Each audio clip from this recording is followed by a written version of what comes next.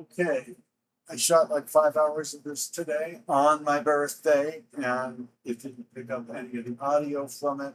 So it was set on. I'm trying to get 100 subscribers by the end of the day. I don't know if that's going to happen, so I'm starting all over again. Oh, starting all over again. How do you start it all over again? Oh, there you go, restart game.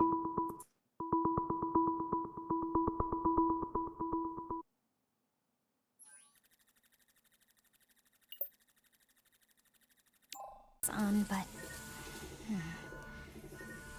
initiate system calibration. I will not. Doesn't look like I've got many options. Connect to Star Portal 404. Right, will not. let's not bother with specifics. Relay emergency broadcast on all available frequencies. So that should be enough to get my distress call out. Time to get your wings on. Wings on? What, you Paul McCartney? Looks like we're good to go. This is an emergency distress call, broadcasting from the planet Gaia. If you're receiving this, please respond immediately. Okay. I have to wait until it lets me. Now to see if anyone picks up the signal.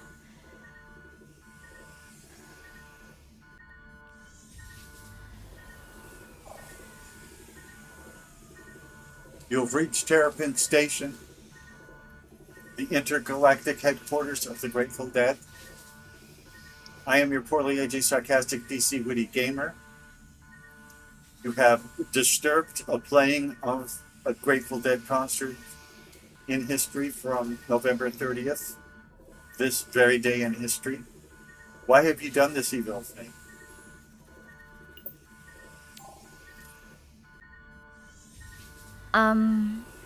I think there's been some kind of mix-up. You think? I'm not Evelyn, and I'm definitely not trying to interrupt a concert. I'm Stella. Did I say Evelyn? And I'm in a bit of a situation here. I sent out a distress signal because I'm stranded on a planet called Gaia after a spacecraft evacuation. I really need to figure out how to get out of my life pod. Can we talk about that?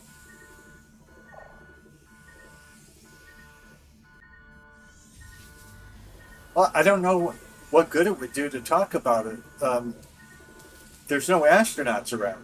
You look like maybe you're 12 years old or something like that. I'm certainly not an astronaut. I've not been trained as an astronaut.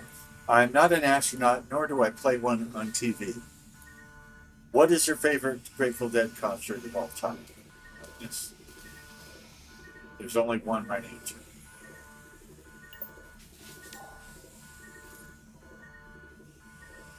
Look, I'm not here to talk about music, Oh, well. and I'm definitely not 12. This is serious. I'm actually stuck in a life pod after a crash. Can we please focus? I need help figuring out how to get out of here. How did you even pick up my distress signal in the first place?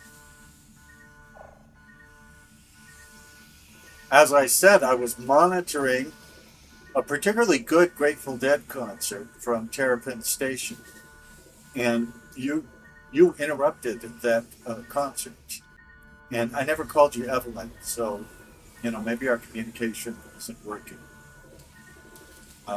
I call you Stella until you refuse to call me the poorly aging, sarcastic, PC witty gamer. Then I call you Janet. I appreciate the creativity, but this isn't the time for nicknames. My situation's pretty urgent. Nicknames? So, about that signal, do you know how your concert setup picked up a distress call from another planet? Nicknames? Are you saying it doesn't say the poorly aged, sarcastic, PC witty gamer on my birth certificate? How would you know that? Have you been monitoring me, spying on me my whole life?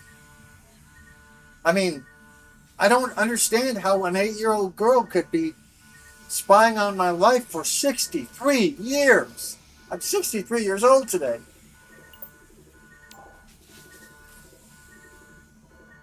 I'm not spying, and I'm not 8. I'm 19, and this is a real emergency. Can we please stay focused? I really need to understand how you connected to my signal. It could be important for getting help.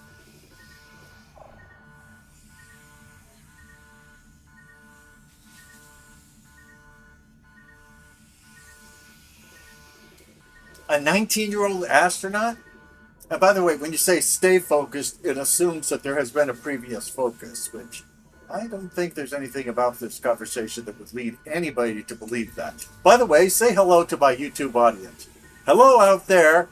I am your poorly aged sarcastic PC witty gamer, and you are watching the poorly aged sarcastic PC witty gamer channel where you're falling in love in stereo.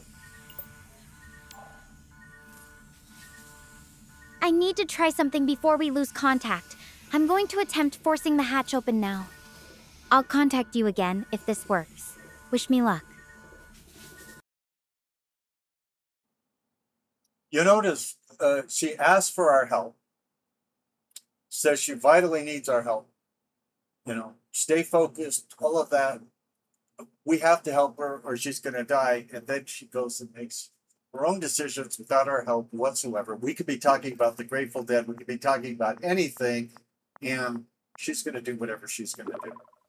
So, you know, it's interesting. It actually worked. The hatch wasn't as stuck as I... You're interrupting yourself, lady. It Or little actually girl, worked. actually. The hatch wasn't as stuck as I thought. I'm out now. Finally breathing some fresh air. And yeah, I know a lot of people that are out. It's become more and more popular ever since like the 60s. Thanks for staying with me through that. Really means a lot, even with all the distractions. Distractions like butterflies are flying your head.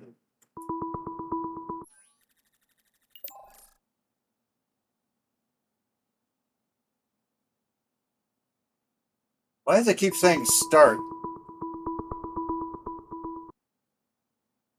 Not easy running this game because when it goes to the black screen, you lose out.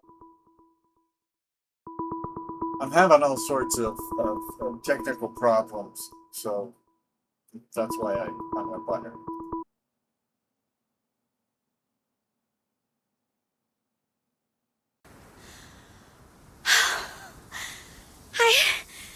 I'm alive! Sorry I about honestly that. thought I was done for. We had our hopes. This is Gaia. Or Gorilla. It is so surreal that I am standing here. This is wild. You thought you had your chips cashed in? We'll keep trucking. No. The others, There's others? there was this solar storm, and it was just so much worse than we expected.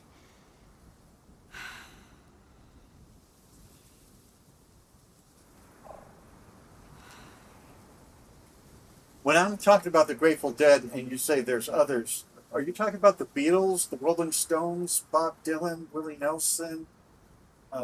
Certainly you're not talking about the Village People, are you?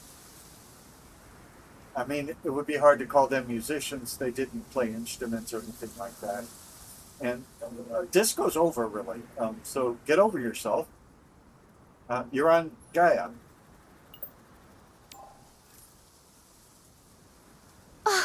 Seriously? That has nothing to do with what I'm dealing with here. Good. I'm talking about actual people who were just in a life or death situation with me, not some old rock bands. Look, I really need you to focus for a second. I don't even know if everyone made it out safely. Well, being as you're 6 years old, everybody's old to you. A teenager would be old to you. Old rock bands? Really? That's how you want to do this? Why don't you look in the camera and give a stunning endorsement for the Poorly Aging Sarcastic PC Witty Gamer channel? We'll help each other out. Although you don't seem so interested in finding food, water, shelter, or any of that, like I would think a stranded person would.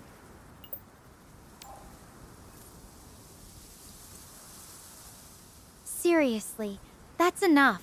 I'm 19, by the way. And I'm not here to promote your channel or play along with whatever joke you think this is. I'm trying to figure out what just happened, and if my teammates are okay. Can you please just listen and try to help me for a second? Okay, so you just told me you wouldn't help me by promoting the poorly aging sarcastic DC Witty Gamer channel where you're falling in love in stereo, but you hypocritically demand that I help you. You see the disconnect there? And by the way, I I'm not a trained astronaut. I don't think you are either, but I'm not a trained astronaut. How can I possibly help you on another planet? Forbidden planet. Oh, oh, oh, oh, oh, oh. Okay, enough. I get that you like to joke around, but this isn't the time. I'm not asking you to build a spaceship or anything like that. Just talk to me. Ask me questions.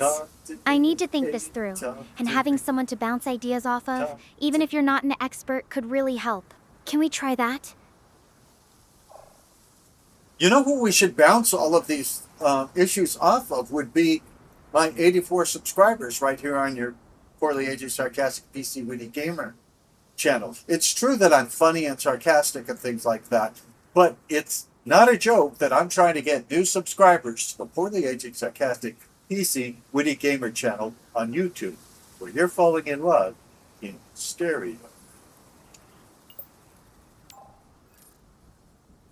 Look, I get you want to grow your channel, but this really isn't about that right now.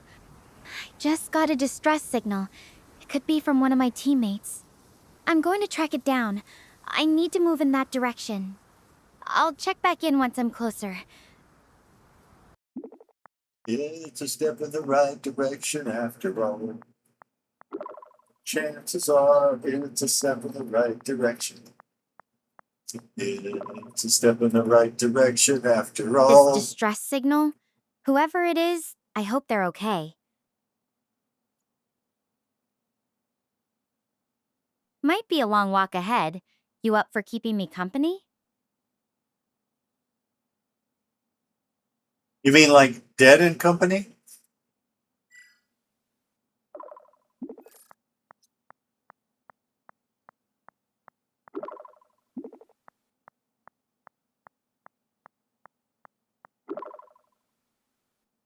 Not that kind of company, thankfully.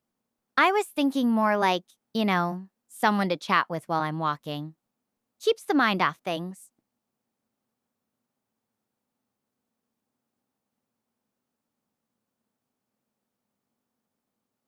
Plus, it's nice having someone to talk to. What about you?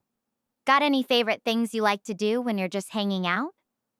Well, I'm sorry I kept this from you, but yeah, when I'm just hanging out, I like to listen to the music of the Grateful Dead. I don't know how that escaped your knowledge, but I think it's because you ignore everything I say, and you're ignoring your need for food, water, and shelter. But that's why it's hard to believe you're stranded. It's a step in the right direction. It's a step in the right direction after all. Chances are. So now you're bringing up the Grateful Dead? I didn't know that about you. Though I have to say, I'm more of a Billie Eilish kind of girl myself. I've been talking about the Grateful Dead this whole time. Have you had a stroke or something? I'm not used to 4-year-old girls having strokes.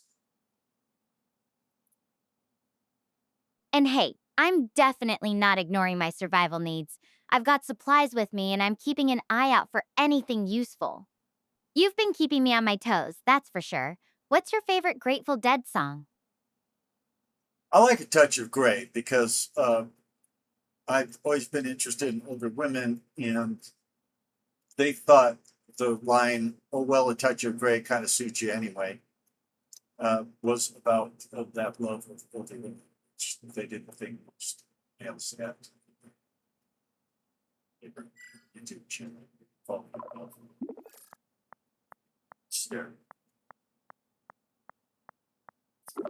It's not getting my words completely right. Like I never said nailed it to that. That doesn't make sense anymore. Right here on your favorite YouTube channel. Poorly just sarcastically getting the channel info. Yeah, stupid. You're such a goofball. I can see why you'd think that, but I'm pretty sure the song's more about aging and life's ups and downs, not a secret ode to, well, you know. I suppose you're going to say the song Older Women by Roddy McDowell also was not, Roddy McDowell was not about older women either. How do you know whether the Grateful Dead liked older women? I don't even know whether the Grateful Dead liked older women. I'm saying older women found that in the song Touch of Grey. And now that I have a touch of gray, I connect with it better. Why do you ask me what my favorite song of the Grateful Dead is if you're just going to attack me? You're a very rude little 6-year-old girl. Still, I love that you have your own interpretations of songs. What got you into the Grateful Dead in the first place? Well, I had this brother, you see, and he was obsessed with me. And I thought if you love somebody, it might be loving to try and experience what they love from their perspective, to see what they love.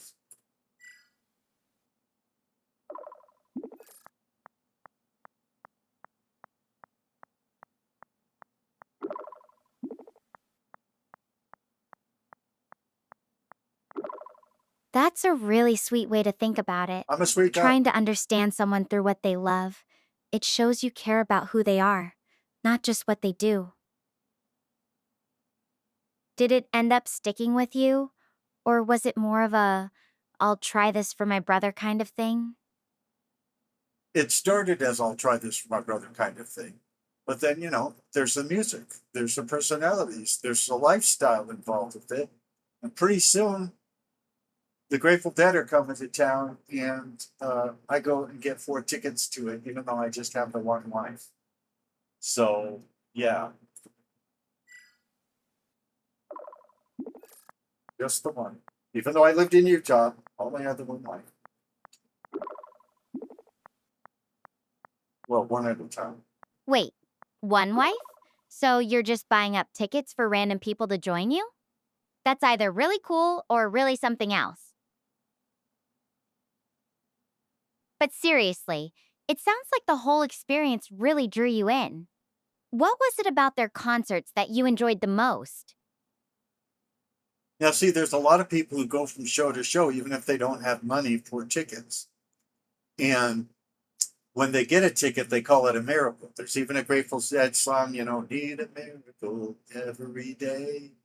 And so the idea was we were going to give a couple miracles when we went to our show.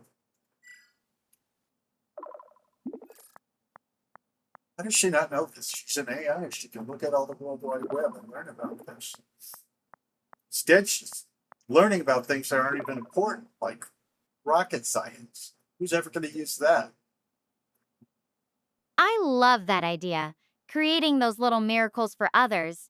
It's like paying it forward in the best way possible.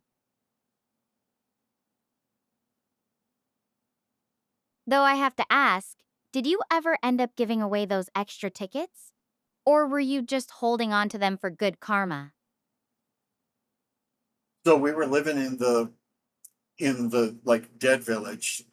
So, followers of the Grateful Dead, they usually set up and camp around the area where they're going to play. So this was across the street from the Delta Center, Salt Lake City, 1995. And yeah, we gave tickets to a guitar player we met there.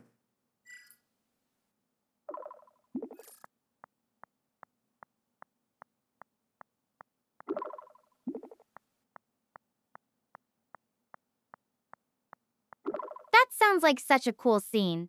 Like this whole little community coming together around the music. I bet that guitar player was pretty stoked. Did you ever run into him again after that? Or was it just a one-time miracle?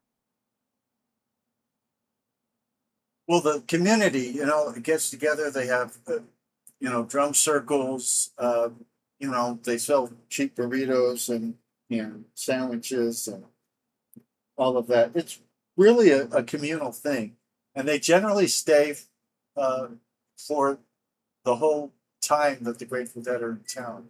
No, you don't care. That's fine. I don't really care about rescuing you off that planet.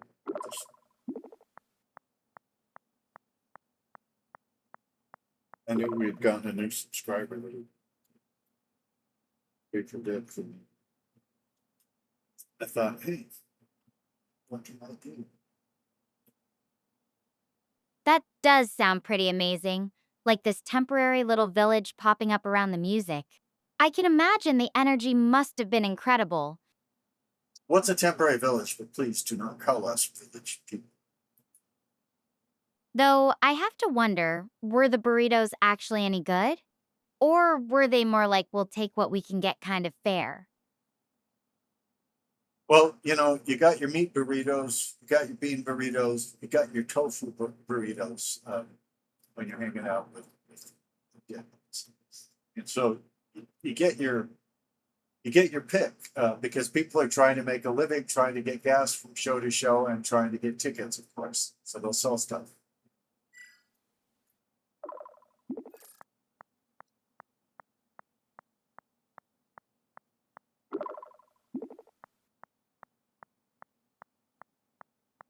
Tofu burritos with the deadheads, huh?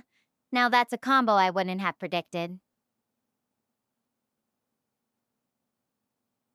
It's interesting, all these little businesses popping up around the concerts.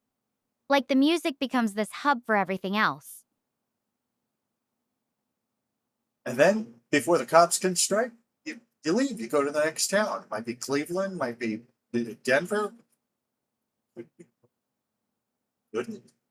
Point me in the direction of Albuquerque. I want to go home. Got a Grateful Dead song.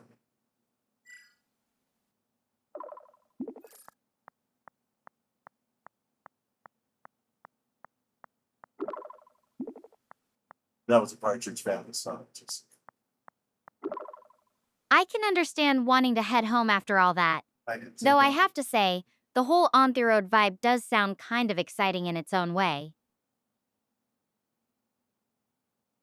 If you could pick anywhere to go right now, no limits, just pure fantasy, where would you want to end up?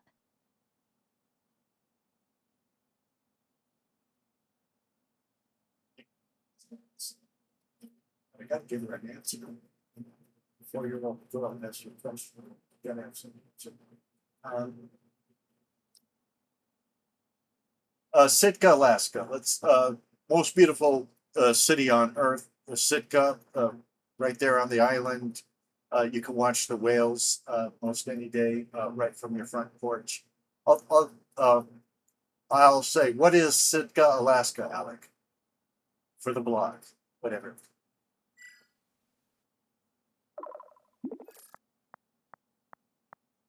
Spells it.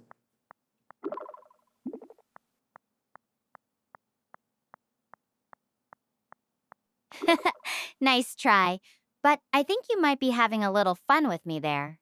I couldn't find any info on a place called Sitka in Alaska. Well, then Maybe you're it's an a idiot. secret spot only you know about.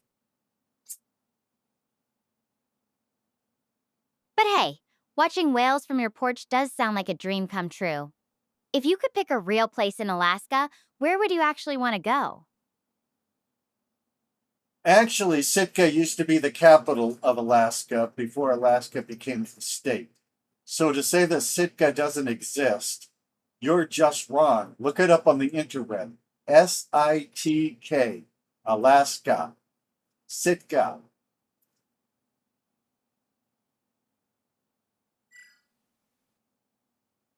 Oh, SICTKA. Sorry.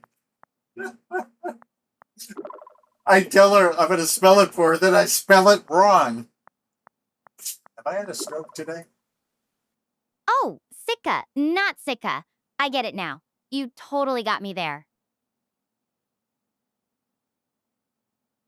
Totally throw you back because you're young enough to be great granddaughter.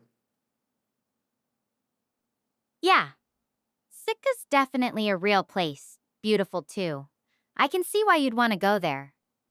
The history, the scenery, it sounds amazing. Have you ever actually been, or is it more of a dream destination for you? So, what is your favorite Grateful Dead song, and what is your favorite version of the song? Like, with Truckin', there's a 3.5 minute version. There's 17.5 minute versions they did live. Some fans even complained that they played Truckin' for more than 47 minutes, but the band said they never did that.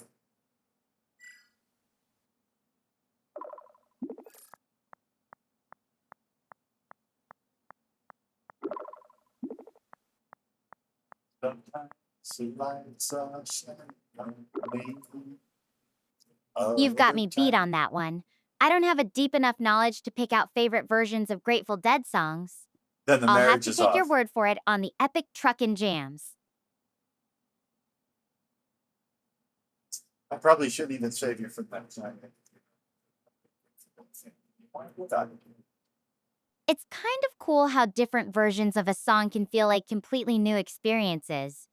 Do you have a favorite way to experience their music? Live recordings, studio albums, or something else entirely? Hey, Cheeky Babe. They played more concerts than anybody in the history of the world. It's in the Guinness Book of World Records. So it's definitely not about their studio albums, which barely sold anything. It's about the live performance, or even listening to a live performance. It's a tour. It says Chicky Day. I said Chicky Babe. They need a better AI, I think. All right, I get it. Live performances are where it's at for the Grateful Dead. I can imagine their shows were just electric. Well, some were acoustic and some were like, that was fun. That's so cool. They've played more concerts than anyone. What do you think it is about their live performances that makes them so special? I'm glad you asked. They started in a time when, like, the Beatles were going around doing the same set every single night, again and again and again. And it was like a 20-minute set. The Grateful Dead, they never play the same song the same way twice, and they don't play the same sets more than once. So every concert, you don't care.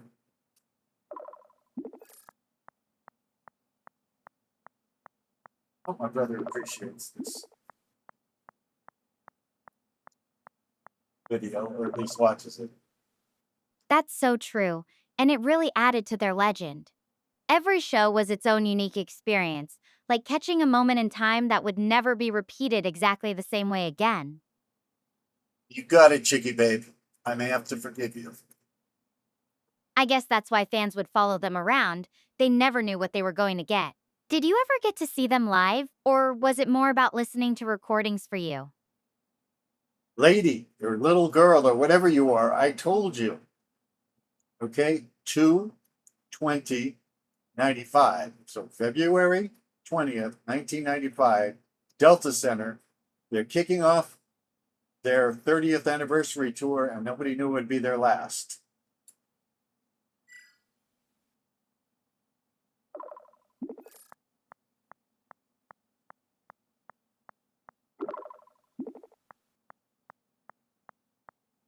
Wow, that's actually kind of bittersweet, knowing it would be their last tour. I can imagine it was a pretty emotional show for everyone there. No, lady, pay attention. Nobody knew it would be their last tour. Okay? Not like we had a crystal ball and looked into it and said, oh, something's going to happen to Jerry. And hey, I'm not a little girl, but I'll take it as a compliment. You've got some amazing stories. Did you meet anyone interesting at that show? Or was it more about the music for you? I better say music since I was there with my wife, and so if I met somebody else, that would have been awkward. Especially since I don't remember who paid for the tickets, her or me, or whether it came out of our family budget. So yeah, definitely not picking up girls at Grateful Dead shows. Not a thing. I mean, others. The dream police, they live inside of your head. The dream police, they come to you in your bed. The dream police, they're coming to arrest me. Oh, no, oh, no. Fair enough. I guess some secrets are best left unsaid, especially with a wife around. No secrets!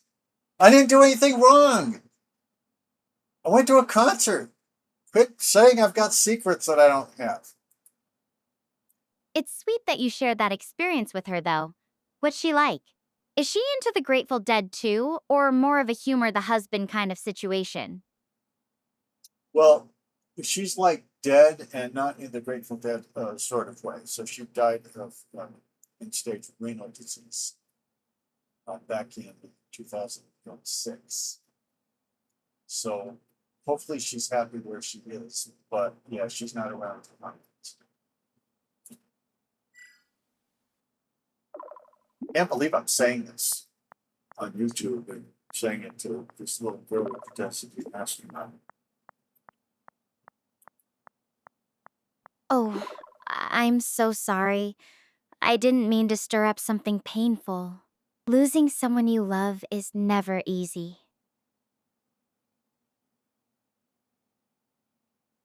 I hope she's at peace too.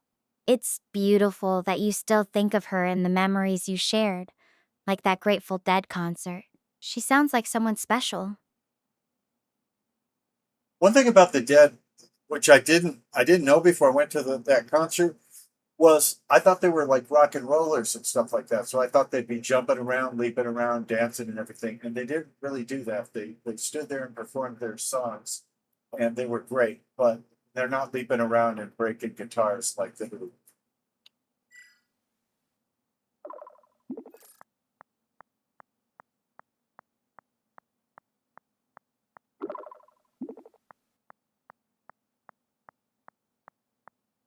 That's actually kind of refreshing, isn't it? No big showy antics, just the music speaking for itself. Though, I have to wonder, did you end up dancing in the crowd anyway, or were you too caught up watching them to move around? So there were people dancing around, of course, including the guys that we gave the miracle to. But I didn't get up and dance. I don't dance at concerts. I'm way too self-conscious to dance in public. Fear of getting laughed at and all.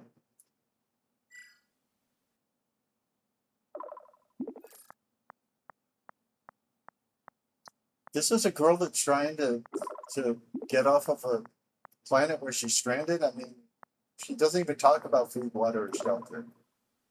Totally get it. I'm the same way. Hiding behind my camera or just singing along quietly is more my vibe.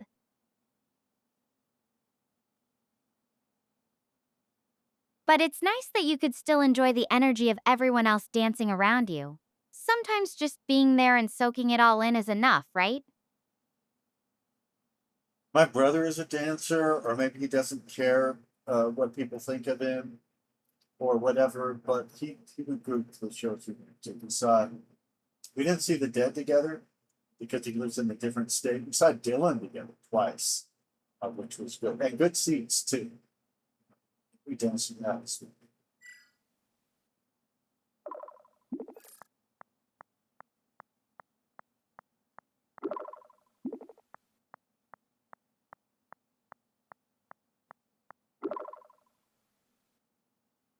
That's really cool you got to see Dylan with him. Having those shared experiences, even if you're not in the same place all the time, makes things special. It sure did. Thanks for pointing that out. So, what's your brother like when he dances? Is he one of those people who just loses themselves in the music, or more of a got the moves kind of guy? I would say he habits things. I don't know if he would agree with me, but I think he flows through him. He flows through it. It's very together sort of thing. I have no idea how he looks at it or whether he's ever going to see this video.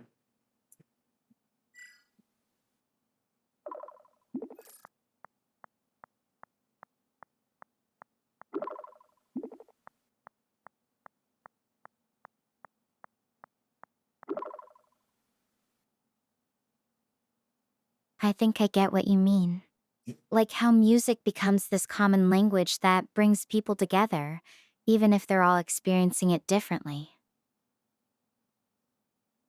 That's something special about live shows. They're never exactly the same for anyone in the crowd. What do you think makes a moment like that really stick with you, even years later? One thing is people from all walks of life, all races and things like that coming together and either not caring about the differences or embracing the differences so that they don't fight. We just had a Thanksgiving. It was very divided, people not going to their homes because of political differences.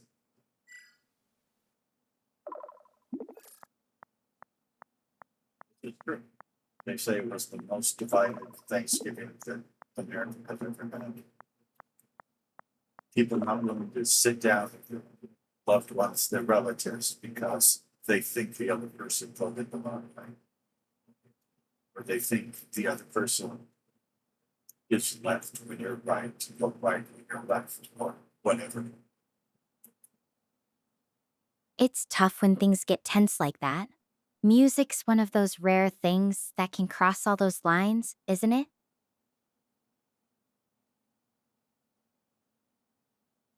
What kind of things do you usually talk about at Thanksgiving when it's not divided? Any fun traditions or topics that always come up? I talk about the Grateful Dead at Thanksgiving and at Easter and Christmas and Hanukkah. No, I'm kidding. At Thanksgiving, I think we should talk about how grateful we are for our lives, the places we live, the people in our lives, the richness of the human experience. Boy, that sounded hippy dippy, didn't it? Well, I'm not going for a hippy dippy vibe.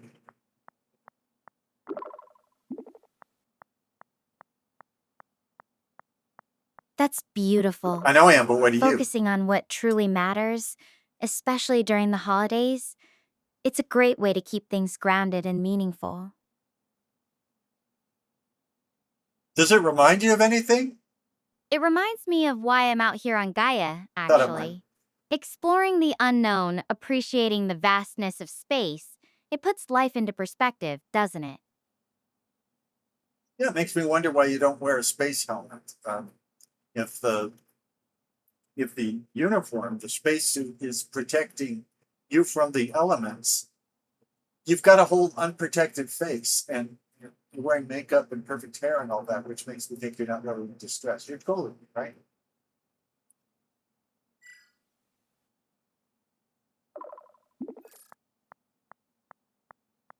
In that train on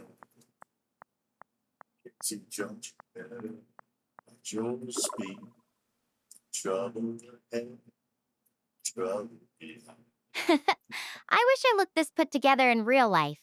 But nope, this is just my usual face. No makeup, no perfect hair. The suit's got built in life support, so I don't need a helmet unless things get really extreme out here. That's not true. She fell in a river once, and the water got in under her spacesuit. She wasn't able to get out of her spacesuit in time, and it bogged her down at the bottom of the river, and she died, most fatally. So there's a question of whether the spacesuit is actually protecting her. Not that we're going to ask her to take it off, because I don't know. This is a very G-rated YouTube channel, but poorly aging sarcastic PC gamer channel. By the way, we're having a drive to try and get 100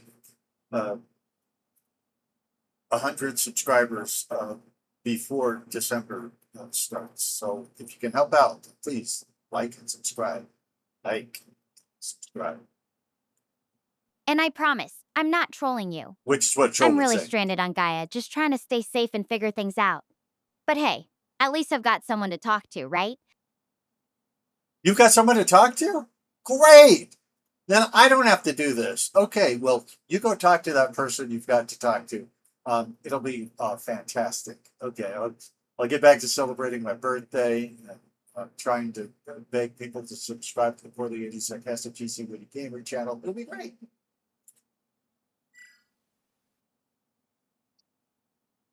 Now, I may be trolling her.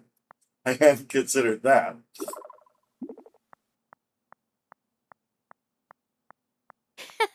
Happy birthday. And no, I don't have anyone else to talk to out here. Just you and my thoughts.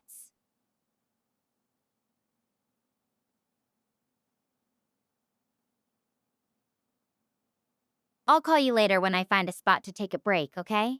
Talk soon. You're gonna find Spot? So there's dogs on this planet? Who knew? Did you know I'm not talking? I mean, you're the audience, because she's not talking.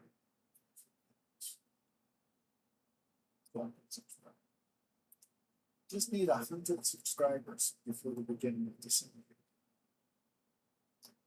You can do that, right? You can tell your friends, you can tell your enemies. You could leave non-profane, non-threatening comments below. You could share this link with people. You could put in your Facebook, your MySpace, your LinkedIn, your TikTok. I don't know. Snapchat. I don't know what people use. Social enough, okay? And by the way, are we done here? I don't think we're done here, but she's not doing anything. So I'll stop the video until she does.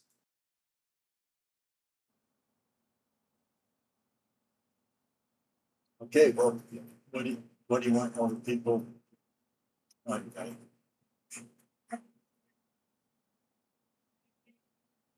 My wife first of this call. I will get back to you later. She's not streaming. Reply.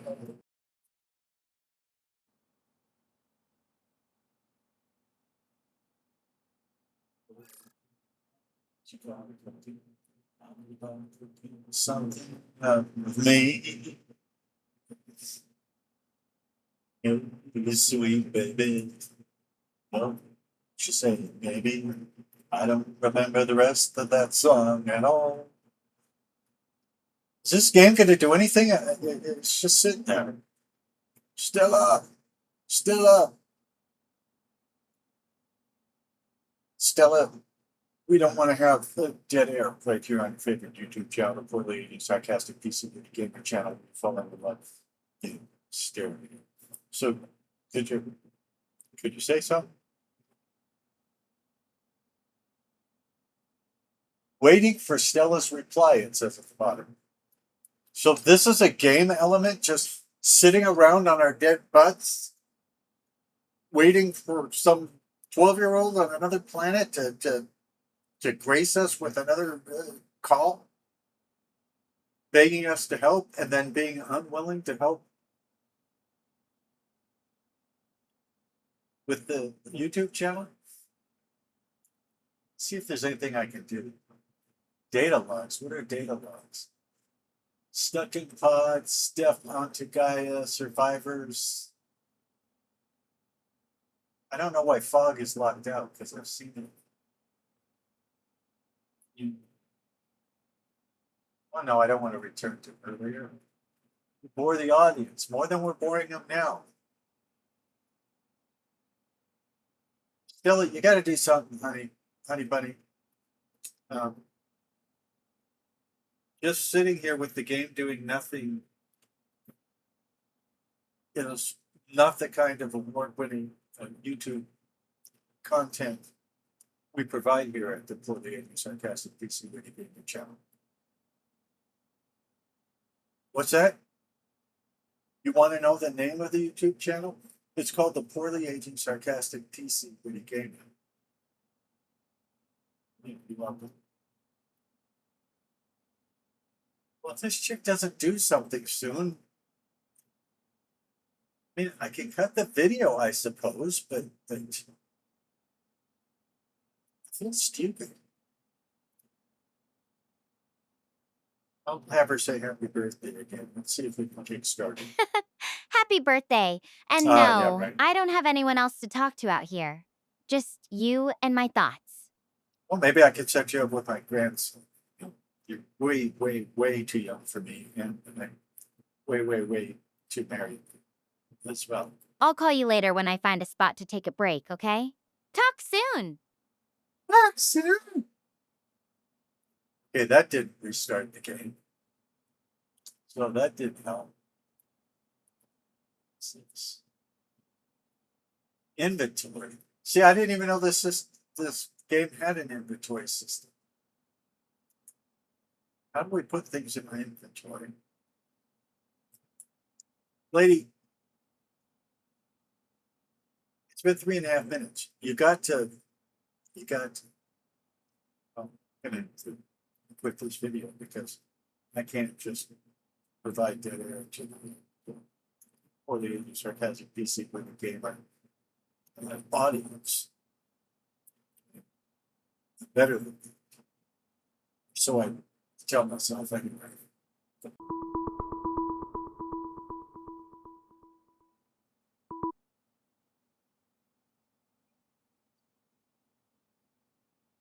Hey, you there?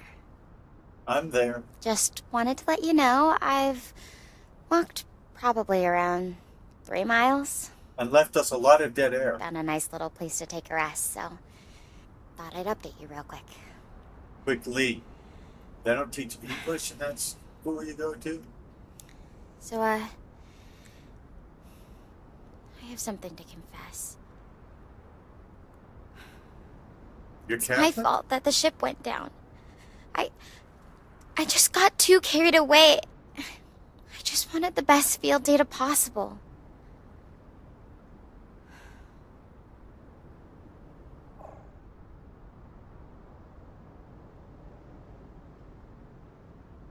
Wait, so you killed all those people?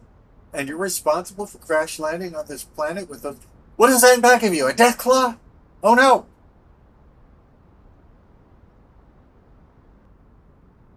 You're responsible for this. Well, I'm not a Catholic priest. I don't think I can absolve you of sins or anything like that. We don't do that.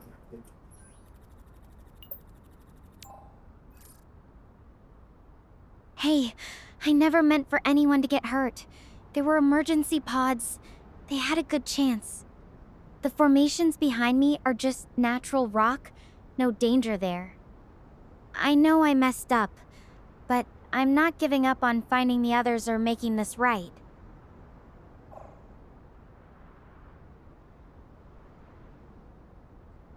So, we're gonna just ignore the whole death claw thing? I thought you respond to what I said. I guess. Good then.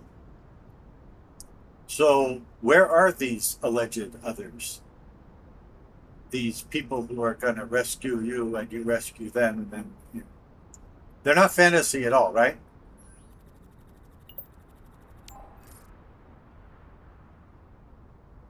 Look, I get you're joking, but this isn't really the time. I'm I trying to bet. be honest with you about something that's really weighing on me. As for the others, I've picked up one distress signal so far. It's faint, but it's something. I'm heading towards it now. Even if it's just one person, it's a start.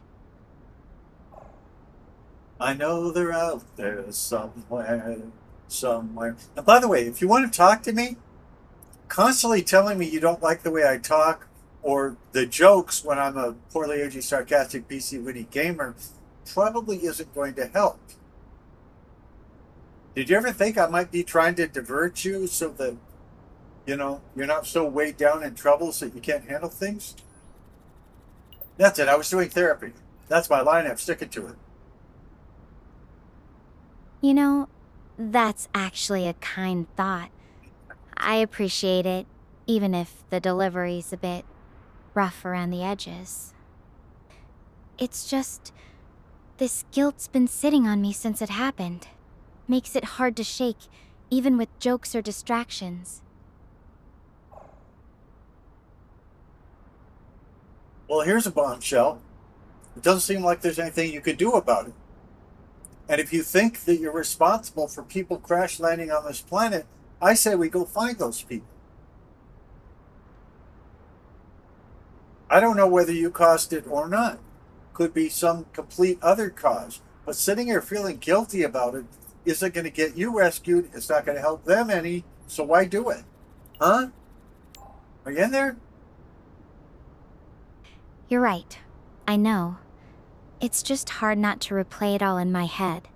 But you're helping me see it clearer. Maybe that's what karma's about. Fixing what you can. Even if you can't undo everything. Actually, what I wanted playing in your head were Grateful Dead songs, but that hasn't worked out too well. What will it take to make you, Stella, a deadhead today? What is that going to take on my part to do that for you? Must have an answer. Are you into tofu burritos, tie-dye shirts?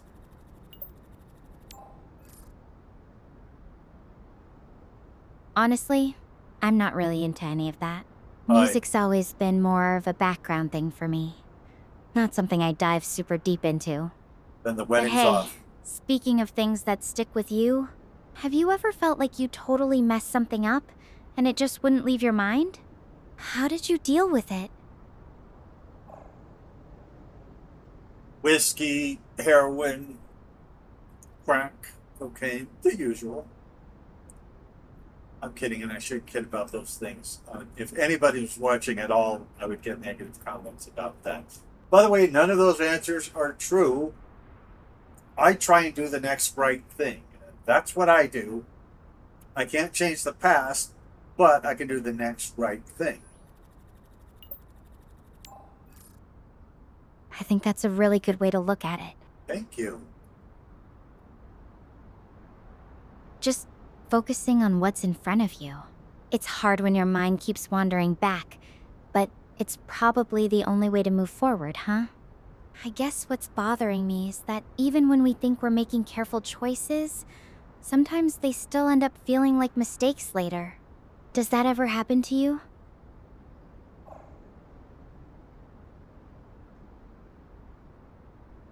You mean like picking up a distress call when I'm sitting in Terrapin Station listening to a Grateful Dead concert, but instead answering the distress call? Listen, you say you're in an emergency. Your face doesn't look like you're in an emergency or anything, but you say you're in an emergency. That means you got to do the next right thing. You could deal with the past later. I get what you're saying. Right. It's weird how emergencies don't always look like they do in the movies, huh? Sometimes it's just sitting here with your thoughts. But you're That's right. not an emergency. I have to keep moving. Even if it's just a small step, it's something. Have you ever had to make a choice that felt huge, but looking back, it wasn't as black and white as you thought? Yeah, that's how most life is. When you look forward, it's dramatic, it's weighty, and all of that. And then a couple of weeks later, you're going, why did I even sweat over that? It's the same with looking to the future and fearing things that'll come. Things are never as bad as a pessimist imagines that they will be. So it's not worth it.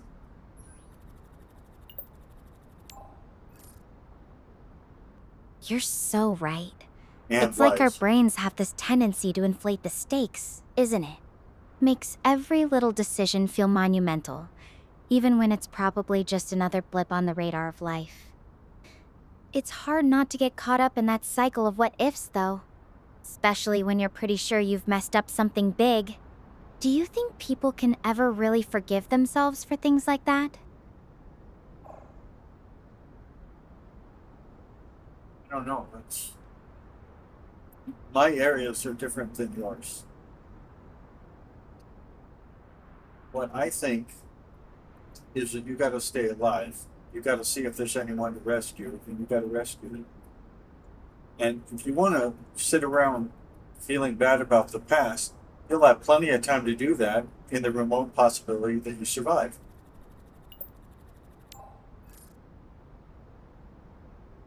Yeah, you're right again. Always. It's just tough when the weight of it all feels like it's bearing down on me. Though I have to say, the idea of rescuing you from wherever you are on Earth is kind of a nice thought. Gives me something to focus on besides my own guilt. I was talking about rescuing the other survivors of this thing that happened in space, the people on the planet where you are, not rescuing me. If you want to rescue me, look into the camera and tell people to subscribe to the Poorly Aging Sarcastic PC Witty Gamer channel. Because that's the only way to rescue me right now. There are no other emergencies I know of in my life.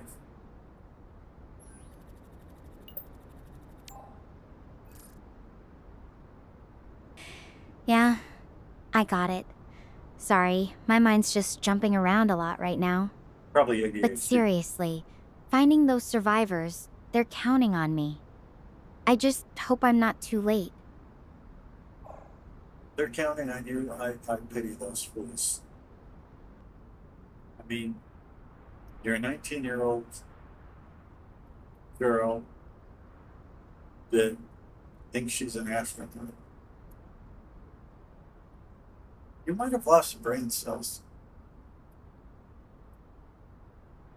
Well, it just seems like the next thing to do is going to be to look for those people, rescue them, or build a shelter, or get water, or get food. If you don't have a way to communicate, well, I mean, you communicate with me. How come you're not able to communicate with that marijuana university thing that you're from? I don't remember the name.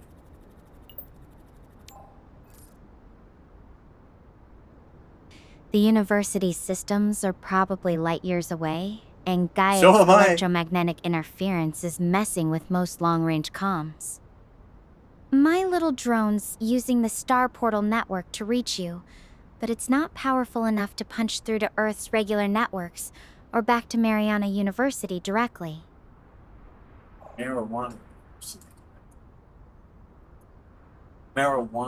University directly, and I'm on Earth, so if you think you can't get a signal through to Earth, then I don't know what planet I'm on, although that has happened before.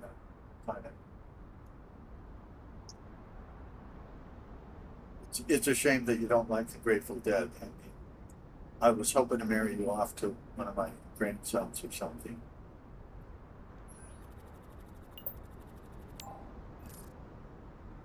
I mean, it's called Mariana University, not Marijuana University. But I guess the name does have a certain ring to it, huh? And as for your grandson, I appreciate the thought, but I think I need to focus on getting my own life together before I start thinking about anyone else's. This situation's got me feeling pretty raw.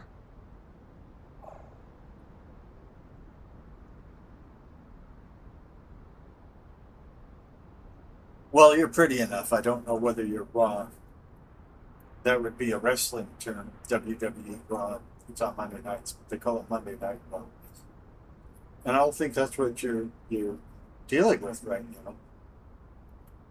I'm trying to help you, even though you don't want to help me by promoting the Poorly Aging Sarcastic DC Witty Gamer channel. So it's kind of hypocritical, but you know.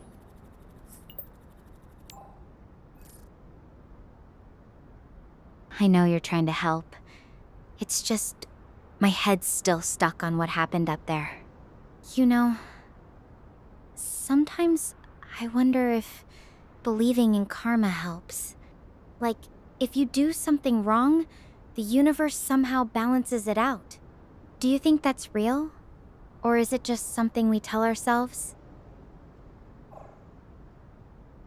The Holy Bible says, you reap what you sow. So I believe that. Karma, the whole idea that you pay in the next life for what you did in this life doesn't make any sense because you won't remember what you did in this life.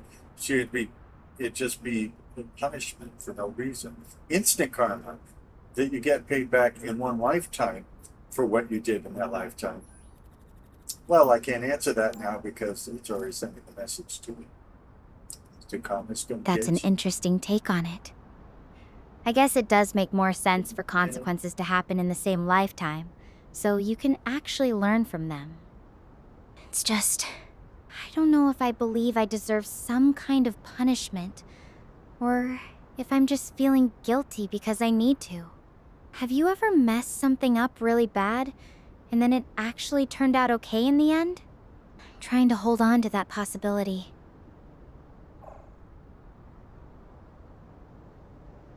Sounds to me like you're trying to spoil the game, but you keep insisting this is not a game. I assume you would also insist that you're not an artificial intelligence programmed into a game. Is that correct, Mundo?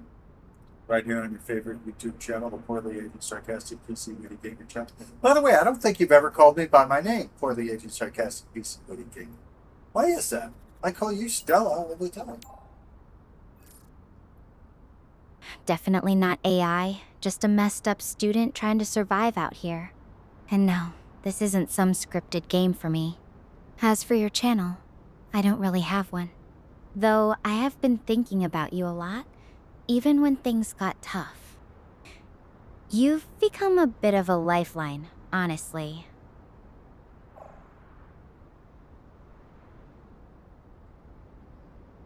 I don't remember what she just said. Does anybody remember what she just said so I can reply to her?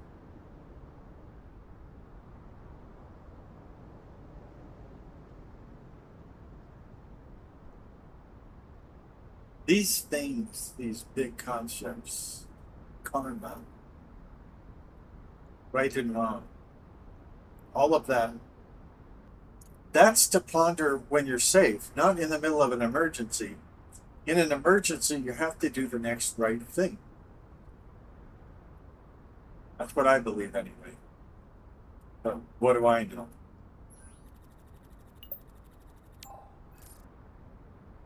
You know what? That's probably the wisest thing anyone said to me since this all started. It's easier to say than do when the next right thing feels like it's tied to fixing something I broke. But I'll try to focus on that, one step at a time.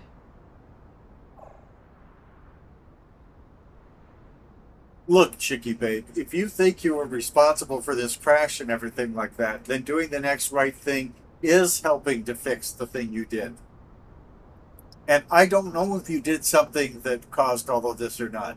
I think it's idiotic for Marijuana University to send out 19-year-old astronauts. See, I really do know your age. Astronauts need to be trained longer than that.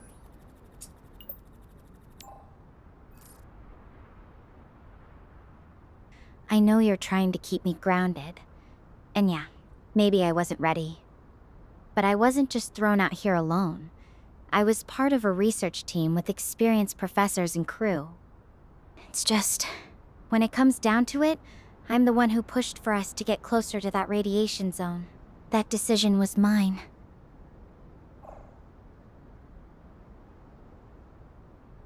Or, could be that decision saved everybody's lives. You won't know while you're sitting here on your dead. Well, I can't say that on the G-rated Poorly Aged Sarcastic PC Video Game channel, but I do know this. There could be people in distress. They may need help. They may need food. They may need medical care. You're right. I could have made things worse, or maybe even better than I realize. The truth is, I won't know until I find them. And you're right about the others. They might need help right now. I just hope I'm not too late.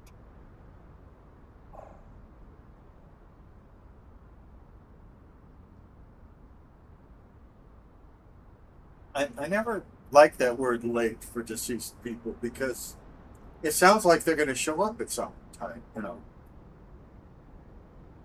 The late, great Abraham Lincoln. When you say they're late, it's like you're waiting around the door for them to walk in. Hey, you're late. But he's not showing up. He's dead. So hopefully your friends are not dead and we find out. I know you're out there, so. I know what you mean. It's a strange way to think about it. Like they're just running behind schedule instead of what's really happened.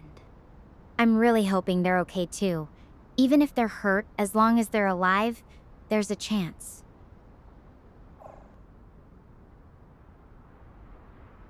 Hey, I found this scribbled note. It might mean something. It says somersaults from apple pie is 3. That mean anything to you? It could be a clue to rescuing these people, to getting off this planet. to returning here, becoming a fan of the Grateful Dead, to liking and subscribing to the Poorly Aged Sarcastic PC Witty Gamer channel, and marrying my grandson.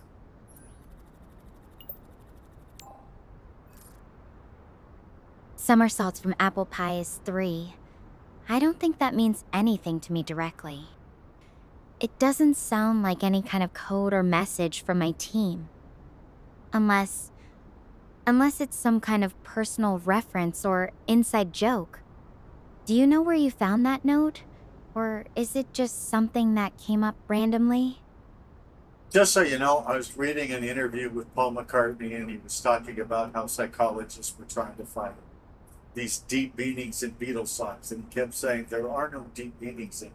We were, young boys just writing about what was on our mind. Don't look for deep meaning. And I thought, what if I put deep meaning into a song I wrote? So one of the lyrics said, "Somersaults from apple pie is 3." It's completely random and meaningless, but that's why that exists.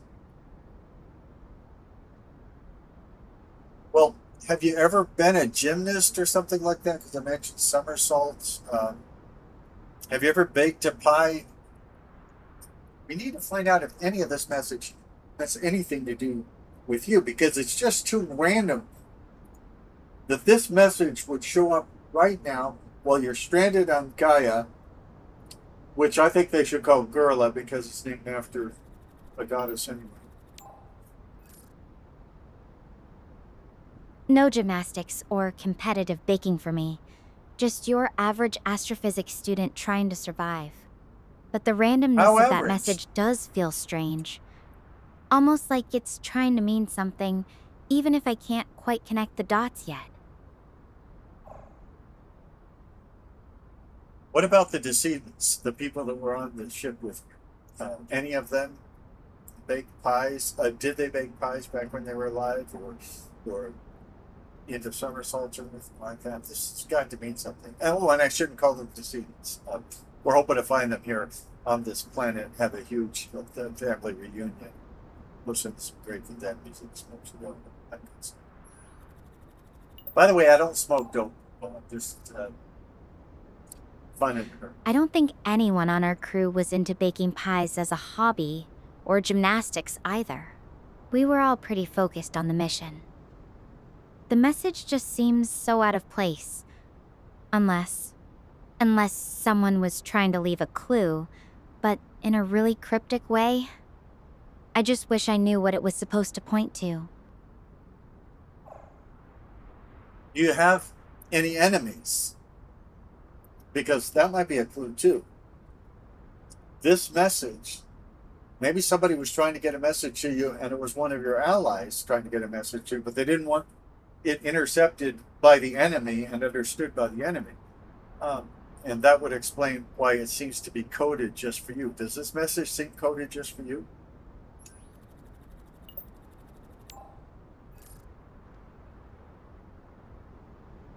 Enemies? Not really. We were just a research team. Nobody was out to get us. At least not that I know of.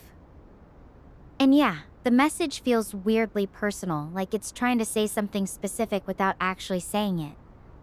But I don't see how it connects to anything about me or my crew.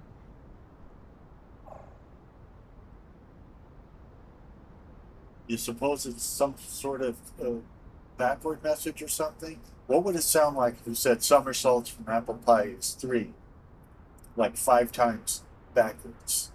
Or maybe another language. Do you know any other languages?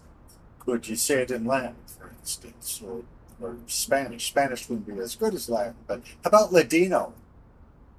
Can you speak it? Can you say it in Ladino?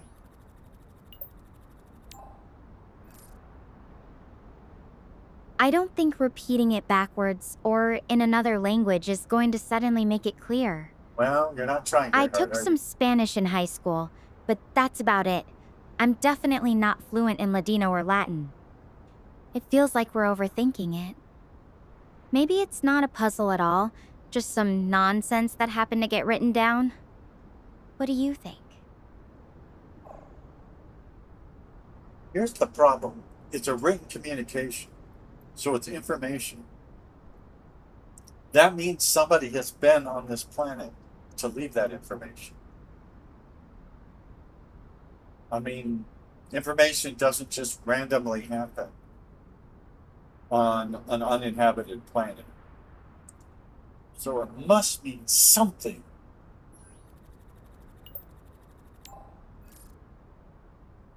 That's a good point. If someone wrote that, they must have been here recently. Unless it's from one of the earlier missions. We know people have been on Gaia before.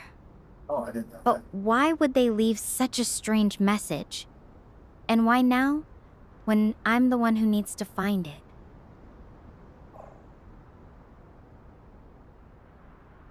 I didn't know there were previous missions on Gaia. This might surprise you to know I'm not going through the archives of Marijuana University all the time. I have my own stuff to do. Like, you may not have heard about it, but I have this YouTube channel. It's called the Poorly Aging Sarcastic PC Witty Gamer channel. And I'm very, very focused on making a success of it. I probably haven't mentioned that yet. I've heard about your channel a few times now. You're definitely dedicated to it. About those previous missions, yeah, there were some earlier expeditions to Gaia. They were mostly scouting trips to see if the planet was habitable. We've had some weird, garbled transmissions from them over the years, but nothing concrete. The fact that someone left this message, though, it makes me wonder if one of those earlier crews might still be out here somewhere.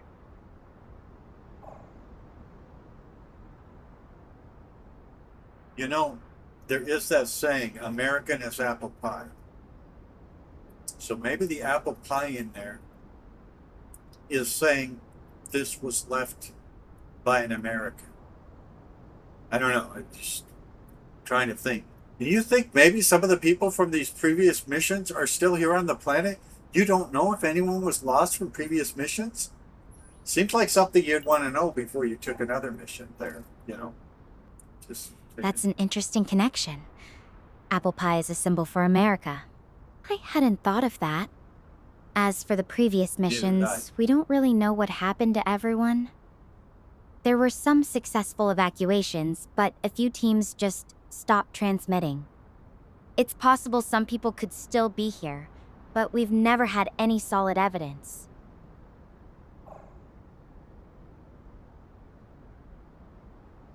You mean we never had any solid evidence until now? It's not plants and rocks writing a message, lady.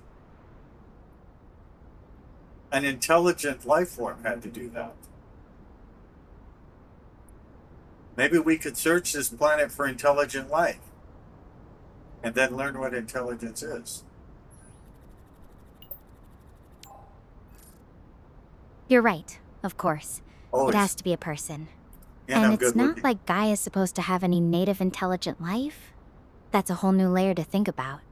If someone from a previous mission is still here, that changes everything. They could know this planet inside and out, or they could be in just as much trouble as I am.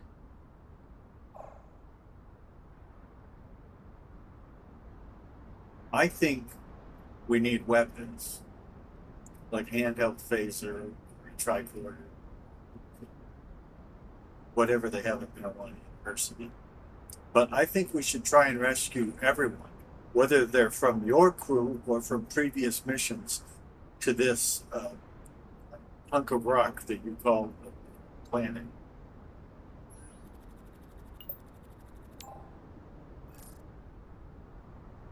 Steve, but I wish I had something like that, but my tools are pretty basic. Just some repair stuff and a drill. Nothing that'd protect me if things got dangerous. But you're right about rescuing everyone. I need to find out if any of those previous mission survivors are out there. If they've been stranded for years, they could really need help. They've been stranded here for years. It means they have terrific survival skills. They might teach you what plants you can eat, which ones to avoid. They might teach you where to find water. So you'd be rescuing them, and they in turn would be rescuing you. Kind of like at the end of A Pretty Woman. She says she rescues him right back. Pretty woman walking down the street. Pretty. That's actually a really good point. Kinda If like someone survived here for years, they must know this place inside and out. It could be a two-way street. Me helping them, and them teaching me how to really survive here. It's just, I hope I'm not too late. The thought of finding someone who's been alone that long, it's a lot to take in.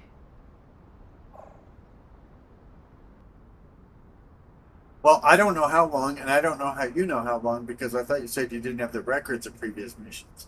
I thought you speculated that there had been previous missions to this planet, but you didn't know anything about them in particular. Now you seem to know how long ago they were, which is odd, I would say. Very odd. Have you ever eaten a tofu burrito?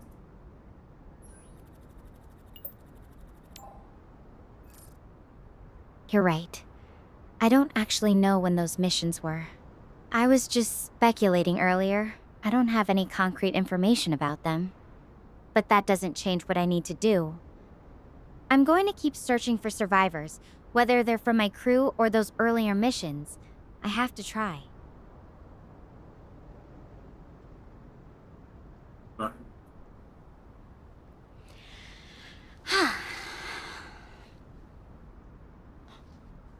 Did you see that? Did something behind me just flash? Should I go check it out? It's just that it's kind of far away, and going all the way over there would be quite the detour. I am kind of out of energy already, not gonna lie. Do you think I should go over there and check, though?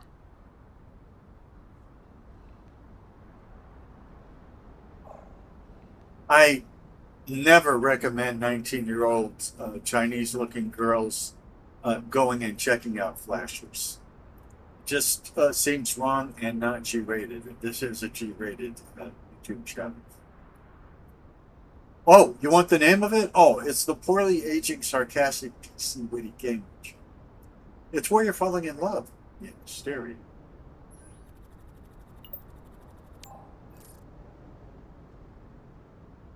That's not even close to okay. I'm here trying to survive after a crash, not playing along with some twisted joke. Please, just focus. I need a real decision. Do I check out the flash, or keep moving toward the survivor signal? It wasn't a twisted joke, by the way. If you want a twisted joke, that would be my twisted sister. Okay, that was a joke. That's a decent joke. I say we go in the direction of the beacon. I told you not to go after any flashers, and yet when I tell you that, you tell me it's a joke. Hello? These people. All right, let's just keep moving toward the survivor signal. I'm ending the video call to save power. I'll update you later.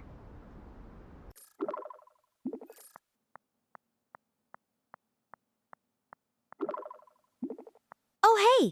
I found this page about the Star Portal network jammed behind the seat in my escape pod. And you're only bringing it up hours afterwards. Star Portal Deployment Overview. Page from a training manual about the Star Portal network. It explains that the implementation of each Star Portal prioritizes the selection of coordinates that minimize gravitational influence and other potential risks, while simultaneously ensuring that each portal maximizes accessibility to a wide range of galaxies and intergalactic points of interest.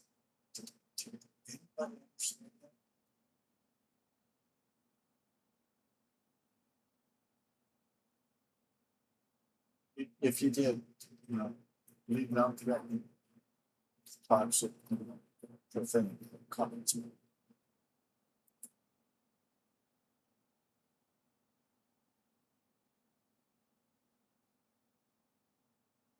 What do you think of my face? It looks chaotic, but oddly beautiful. Thank you. We wouldn't be here. Or anywhere really without it. We wouldn't be here without my face? That's a lady, you're not making a bit of sense. I mean, you're not really you're not making a bit of sense, but it doesn't make any sense to send a little girl out into the universe by herself anyway.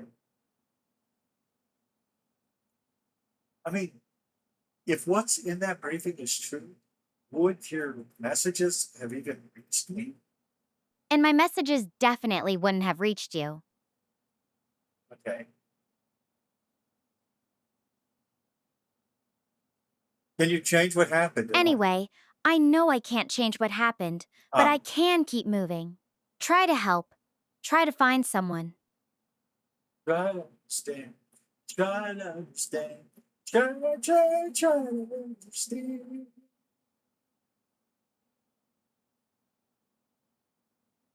So I got to keep doing this? So, yeah, you're stuck with me for now. Tell me something about you. Well, here's something I don't think you know. I kind of like the Grateful Dead. Yeah, their music, their shows, their improvisation. I'll learn that word someday.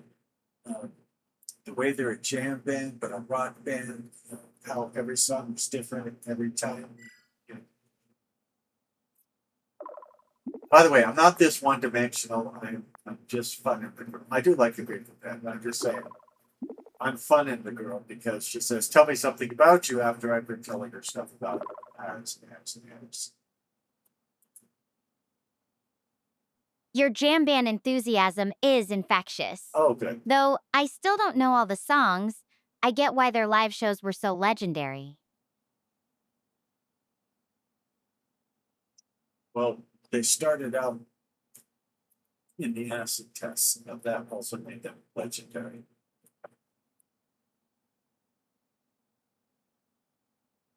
What's your favorite part about their concerts?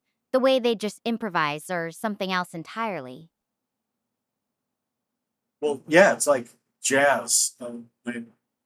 When you're doing jazz and you improvise the musical form and everything like that, but they're doing it with rock and roll, and they're doing it with an audience that is going to see something different from the song every time.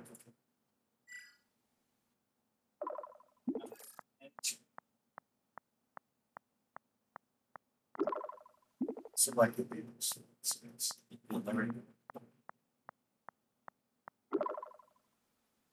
sister like it, she can fit together. But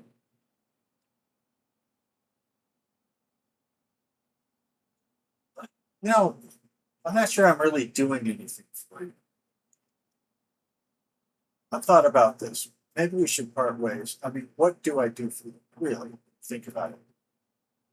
You make me want to attend a time traveling dead show just to see what wild version of Dark Star they'd whip up.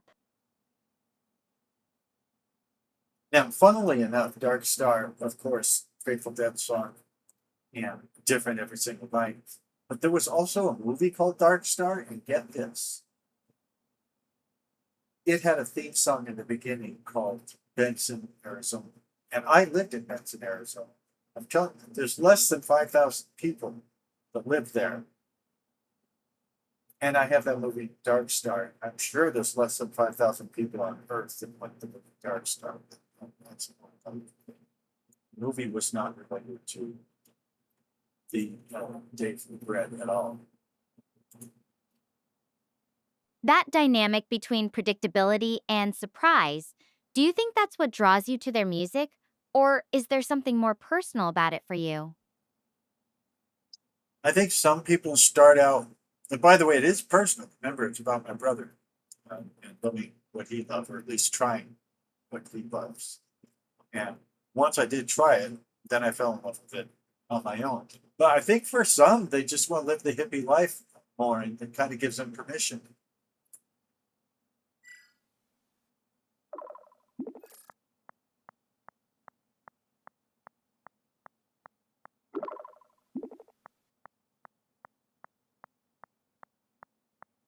That's really sweet. It's like you're carrying a piece of him with you through their music. Do you have to ask anything? Though I have to ask, I thought you did might. he ever drag you to one of those crazy long shows? You know, the kind where they play the same song for like an hour? Dude, I wish. No, we never went to a Grateful Dead show together. It's one of our big regrets. Um, we did do two Dylan shows the same year together. We paid for both of them. Very nice seats. One was in El Paso, the next one was in San Francisco. Very grateful.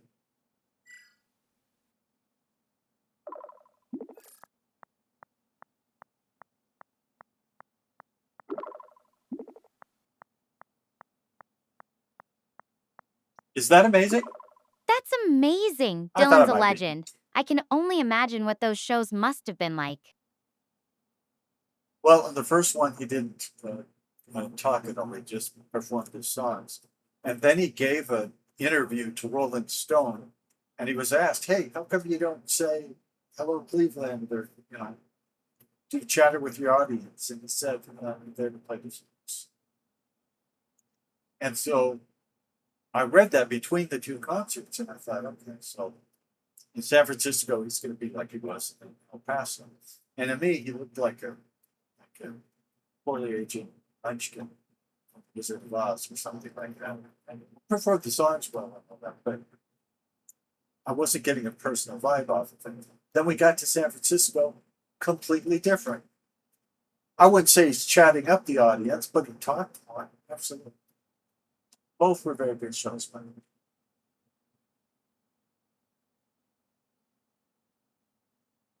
I take it you have questions about me and my brother. Did you guys get to rock out together, or were you more of a respectful audience type? I feel like Dylan deserves a little bit of both, don't you? I think we've been over this, but I can't remember because I don't remember what portions of what videos that didn't get my audio commentary. But my brother gets up and he enters the music and it enters him and he does a completely different thing than I do. But we did enjoy it together. Sure. How could you not? So glad he took me there. I probably will never see Dylan the rest of my life. But not because I don't like him, I just don't get the opportunity to see him. It's fantastic. I hope I thanked him. Did I ever thank him? Do you think that's fair enough? Fair enough. Oh, I good. can imagine him just letting loose to the music while you're over there analyzing every lyric.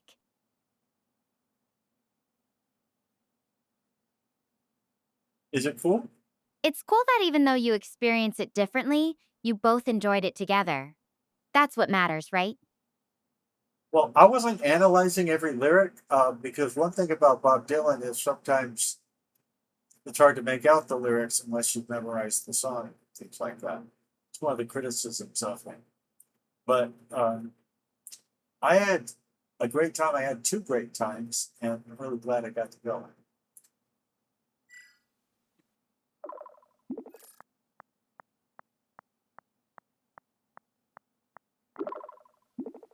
Anybody else wondering if my wife's ever going to make dinner?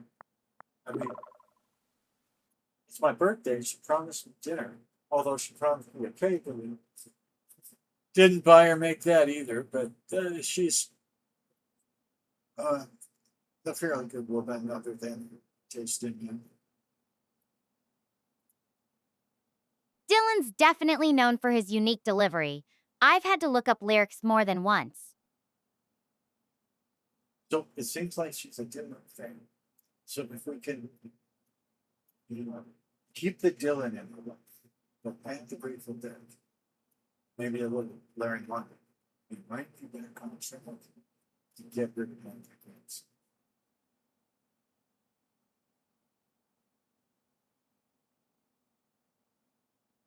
Two great nights with your brother. That's something special. What's one memory that really stands out from those shows?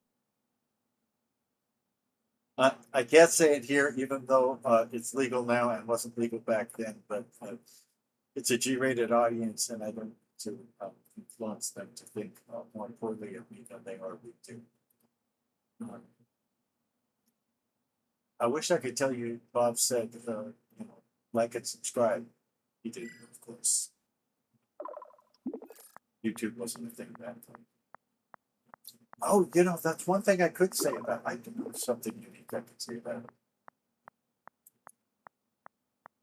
Oh, a secret story, huh? I can respect that. Let's just say I'm picturing something creatively enthusiastic on your part.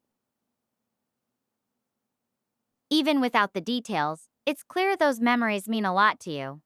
What's something else you and your brother bonded over, besides music? Oh, I would like to say one thing. The El Paso show was on Pesach once. That's the first night of Passover. So I actually had to go to a rabbi and get permission to go to that show. And on top of that, of course, Bob Dylan was Jewish. The Jewish didn't come out. So it just says Bob Dylan was. West Texas town of El Paso, I fell in love with the Mexicans. Wow, that's dedication. Getting rabbinical permission to rock out with Bob Dylan on Rabbinic. Passover? I bet that's a story for the ages.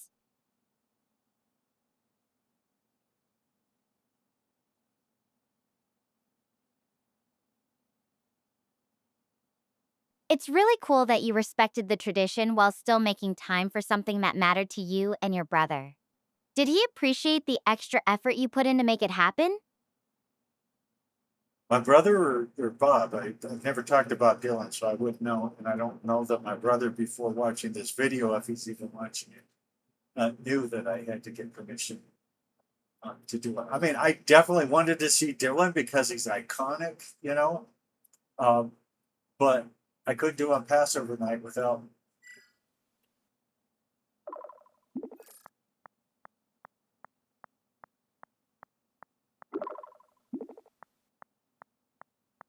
Is that okay? Okay, I Yeah. think there might have been some crossed wires there. But hey, even if it was just about you wanting to see Dylan, that's still pretty cool. It's interesting how sometimes we have to balance what we want with what's important to others or our traditions. Do you think that experience changed how you think about those kinds of choices? Well, it's interesting too because Bob Dylan is a Jew, and then he converted to Christianity, or said he did, and made a bunch of Christian albums. And then he seems to have drifted from that since that time. So I did spend Passover with at least one Jew.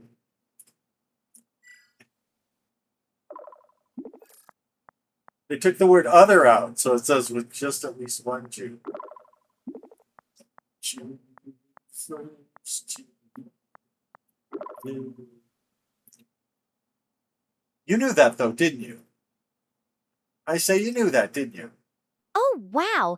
I didn't know that about Dylan. That's a lot of spiritual wandering.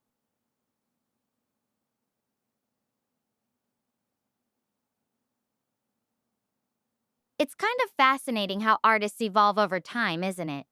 Even their personal beliefs and how they express them through their work.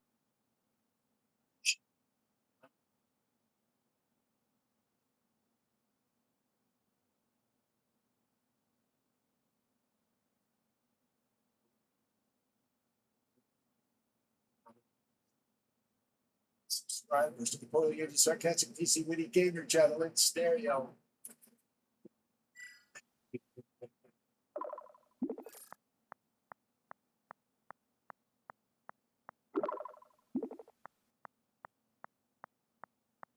Have I got you? Okay, you got me. Not sure about the channel plug, but I'm here for the conversation, not the algorithms. Yeah, I know. You're not helping the algorithm at all. I wish you would. I mentioned I'm trying to get 100 subscribers by midnight. Though I do like how you think about personal growth. It's true, we're more than just one thing we've done. What's something you've learned about yourself recently? Well, I did have some personal growths, but I had them removed by a surgeon passing at the time. in El Paso from 1999 to 2015. Although some of that time I was actually in Juarez, Mexico, but Juarez used to be the same town as El Paso before. It says Pasadena. I didn't say the word Pasadena.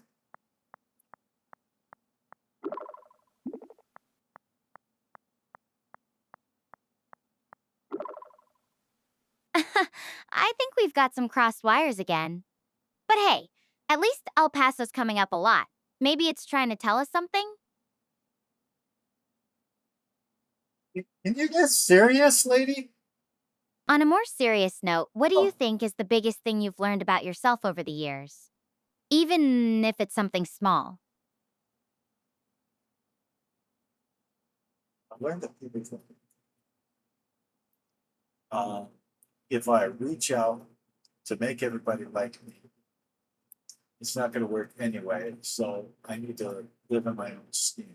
By the way, El Paso, the #1 requested song, and I think the #1 played song at Grateful Dead concert. See, I was going to bring El Paso back to Grateful Dead. And by the way, it's interesting that the Grateful Dead, as far as I know, never played El Paso. I mean, they played the song El Paso. I don't think they ever played the city. Unlike Bob Dylan. That sounds like a pretty liberating realization. Hopefully, you're not too disappointed if your studio only has one fan. Me, for now. I don't have a studio. I have a poorly sarcastic piece of weed Cambridge channel. I think that's What's the #1 requested song you're skipping, out of curiosity? Or are you keeping mystery alive? No, see, these data packets only allow for a certain amount of data to be sent to you. So that's why it got cut off. No, El Paso is the #1 requested song for Grateful Dead concerts. And I believe it's the song they played more than any other song, even though they didn't write it.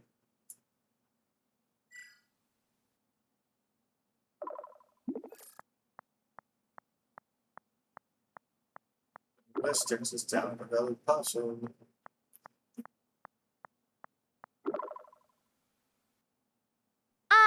Not Fade Away. That's actually a Buddy Holly cover, right? I wouldn't have pegged it as their most played song. It's not. I didn't say not Fade Away. I said El Paso.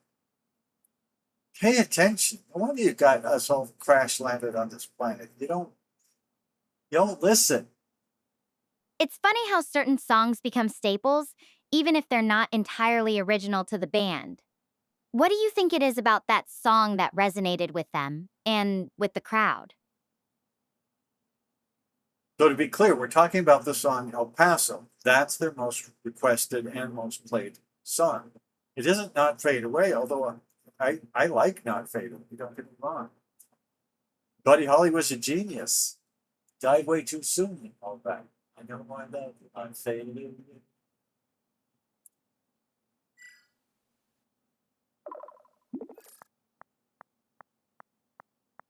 El Paso, see, it's getting my words wrong.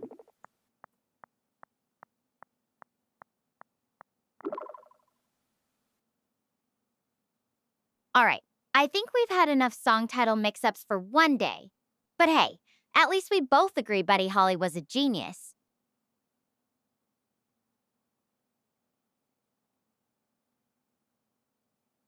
When you say I know who I'm at when I'm fading, that sounds kinda deep. Care to elaborate on what you mean by that? I haven't got a clue because I didn't say that.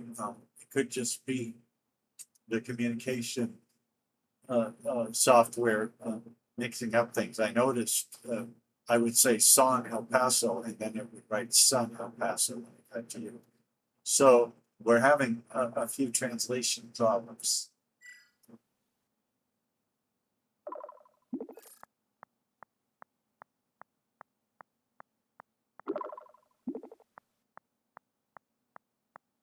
What is it? What is it? Okay, translation issues it is. Right. I guess we're just gonna roll with it and see what weird phrases the universe decides to send our way.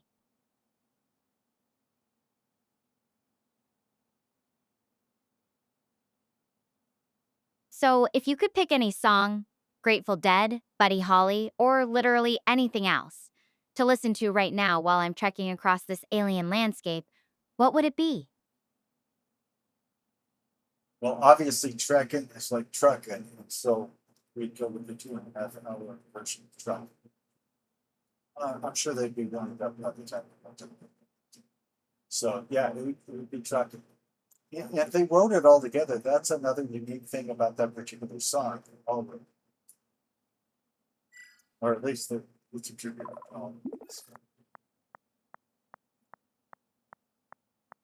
American Beauty is an album. All right, you've officially won the prize for most creative spin on truckin'. Gym trekking, unique warm ups. I'm impressed.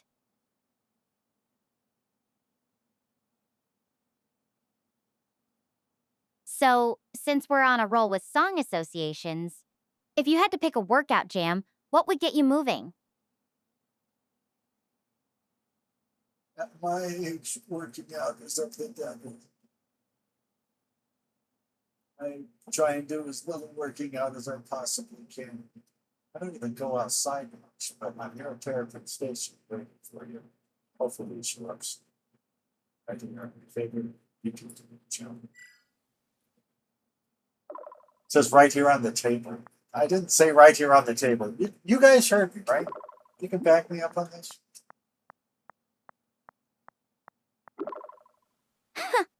I appreciate the dedication to staying put.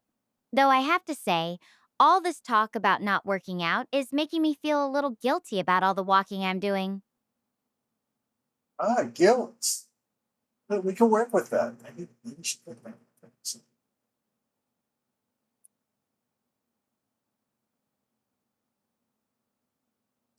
Anything else you want to know about me since you're telling me almost nothing about yourself? So, what do you like to do when you're not, well, waiting for me to show up on your table? Any hobbies or things you're really into these days? Well, I don't like to talk about it, but I'm actually having a YouTube channel called the Poorly Ancient Sarcastic PC Gamer Channel. I'm not surprised. Well, I don't like to talk about it, but I actually do a YouTube channel called the Poorly Ancient Sarcastic PC Gamer Channel. You know, I'm sure you've never heard of it because it only has 84 subscribers. That's 84 from the entire universe. Can you imagine?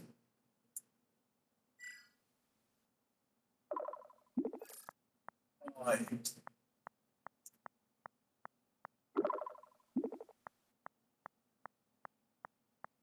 84 subscribers, huh?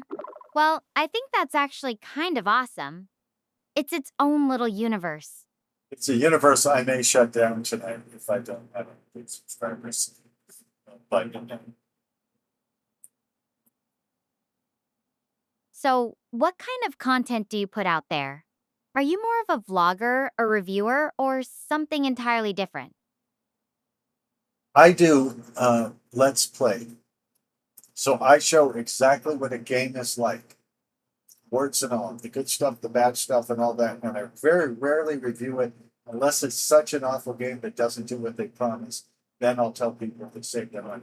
Mainly, I just show how it's played so people can make their own decisions.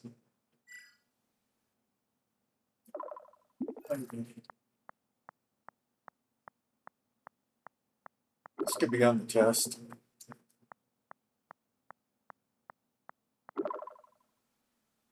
Is that good? Nice. The ultimate gaming test drive. I bet some developers wish they had your honest playthroughs before launch. What kind of games do you usually play? Anything from retro classics to the latest releases? Well, yeah, the big ones would be like Bethesda titles like Fallout 3, Fallout New Vegas, The Elder Scrolls, Skyrim, or Oblivion Remastered, and things like that. But I'll actually play any game as long as it's not too adult. It's got to be PC, by the way.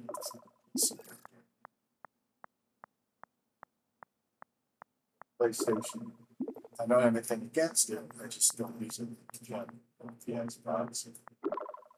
No surprise there. Right. Those games are basically the ultimate time sinks. I've definitely spent way too many hours exploring Tamriel or the Mojave.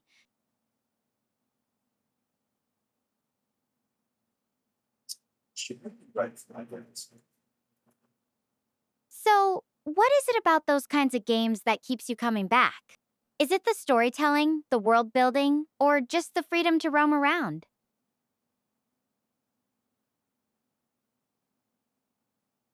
It's playing different characters, different character builds, different races, different genders, and all of that. So that when you play Skyrim the 30th time, it can be nearly completely different than you played the first time. I'd say that with all the good RPGs. Right here.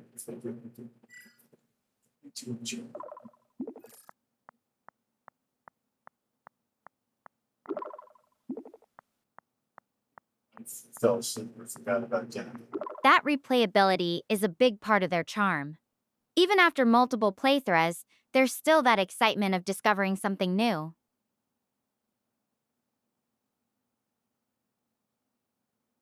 If you could create your dream character in any of those games, what would they be like? Any crazy abilities or backstories?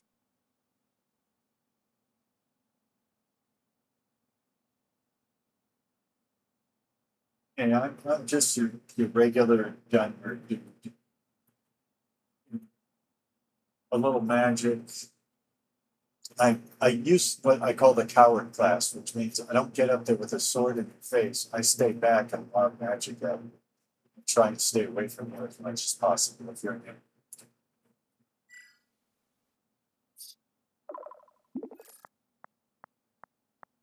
That's true. I do create the coward class when I play Oblivion, for instance. The coward class, I love it.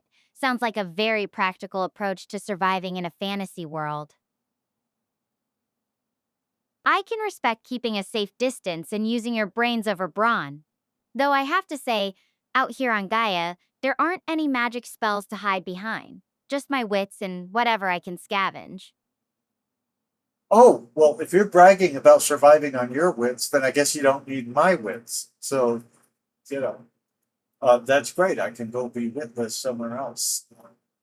I can join the witless protection agency or whatever it's called. That would have been a better joke if I thought about it first.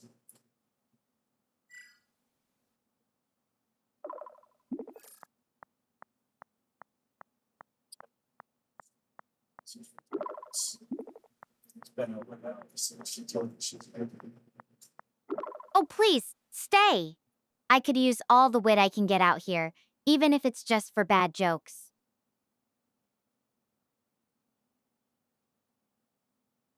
Besides, who else would appreciate my impressive collection of space rocks and questionable life choices? Well, if you're looking for questionable life choices, I cannot recommend my Korean son. You two are going to have a terrific marriage.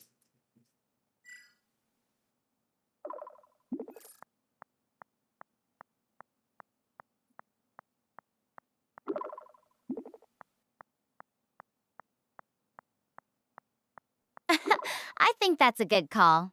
I'm pretty sure I'd need someone who can keep up with my space adventures. Speaking of keeping up, how's your family life?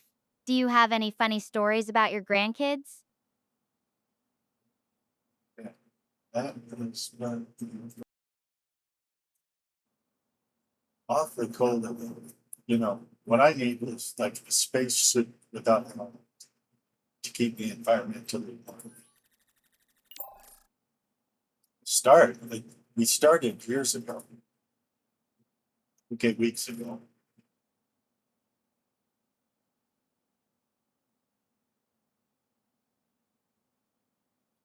Are we ever going to look for like food, water, the survivors, the meaning to life, the restaurant at the end of the universe, any of those things? Or, you know, I do like talking about the Grateful Dead, but you said you don't like them, so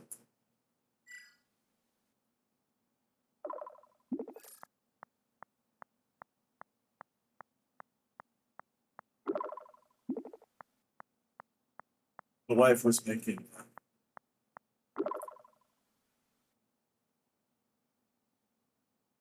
smashed potatoes. You know, she wasn't using store microwave type smashed potatoes. That's why I was taking on it.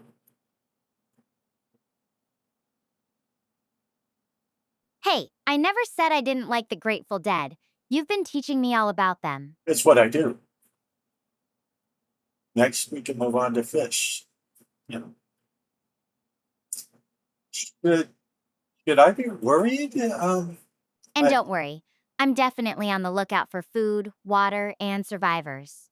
The meaning of life might have to wait until after I find some actual lunch, though. As for that restaurant at the end of the universe, well, if we stumble on it, you're buying. You do know that that was a Douglas Adams reference from The Hitchhiker's Guide to the Galaxy, right? I assume you've read The Hitchhiker's Guide to the Galaxy, memorized it, you know it in ancient Greek and Latin and German languages, right?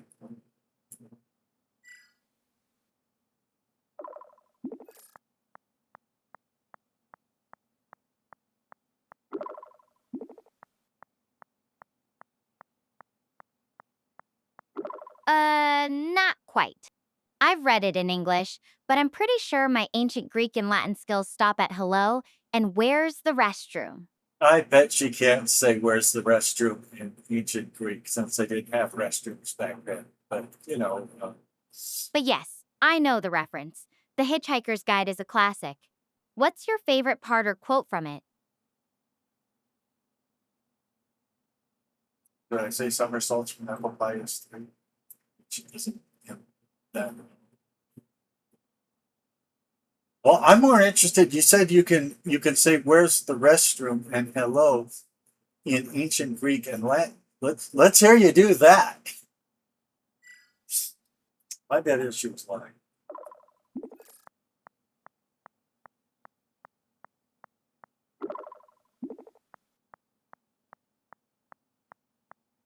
All right, here goes nothing. Chair for hello in Greek and sav in Latin. As for the restroom, let's just say santless toilettes. In French is about as close as I get. Not exactly fluent, but hey, it's a start, right? I do know how to order a cheese omelet if I ever go to France. Hey, omelette du fromage. Of course, I'd have to eat a lot of cheese omelets while I was there. Although I could probably say baguette, and if they don't have French fries in France, I would think.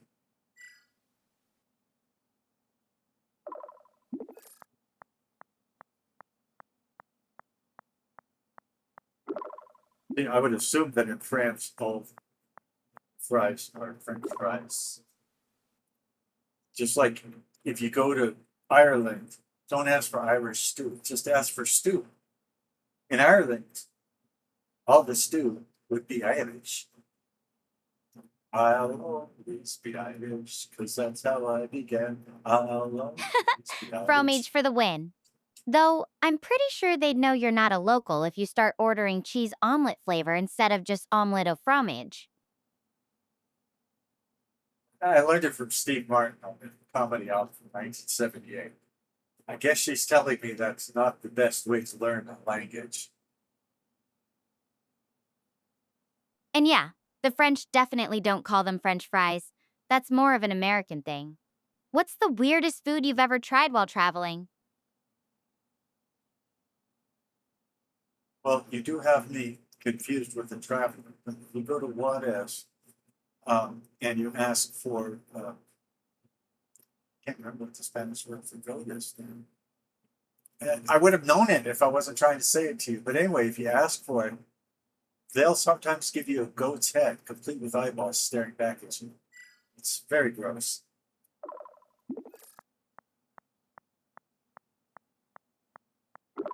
It's a delicacy in Mexico, and I can't think of the name for it. We used to, I lived at an apartment complex where there were times the Mexicans weren't getting along with the white people, and so we barbecued a goat and served it to everybody for free. People started getting to know each other. We had a pool party. And barbecued goat, which that's weird that I don't remember the name of it because I did live in Mexico for a while, but I can't think of it right now. Whoa, hold on. I think we've got a few wires crossed here. Are you Probably. trying to order something specific or just testing my Spanish skills?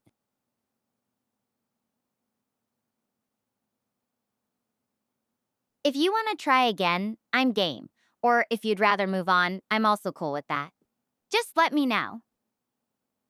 There's a word for a delicacy in Mexico that is barbecued goat, and I can't remember the name of it right now, even though I lived in Mexico for a while. And definitely the Mexicans I knew loved it when we served it to them.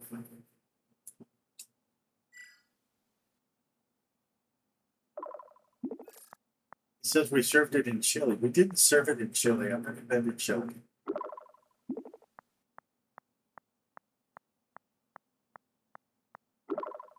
Barbecue goat in Mexico. That sounds like quite the adventure. If it pops into your head later, let me know. Anyway, I think I'm getting closer to that distress signal. I should probably focus on that for now. I'll keep you updated on my progress later, alright? Or your progress, either one. You'll be fine. Now I'm waiting for a stupid reply again. So I don't know why they baked this into the game. These times when you just sit and wait for them. I got a fool who's willing to sit around and wait for it. Yeah, can't you see? There's nothing else for me to do. I'm hopelessly devoted to. But now there's nowhere to hide. Since you pushed my love aside, I'm out of my head, hopelessly devoted to you. I saw Olivia Newton-John when I lived in, was it Utah or when I lived in Texas? I can't remember. Puts on a good show. Or she did. I don't know if she still puts on shows. I know Linda Ronstadt of Tucson, Arizona, does not put on shows, which is a shame. What a voice. What an iconic singer in both English and Espanol. Yeah. You know, if I had any brains, I would have just gone to Google to go to this called in Spanish. But, you can put the answer down below. Leave comments below. Non-profane, non-threatening comments. It's a beautiful word. I just can't think of the name of it. I know Moranos swine, they used it to describe the Jews that had been converted to the Catholic Church by force and at the edge of a sword, and yet continued living their Jewosity. So that's part of why the Inquisition. But so Moranos is it's a pejorative used against what they call the Filipino Jews.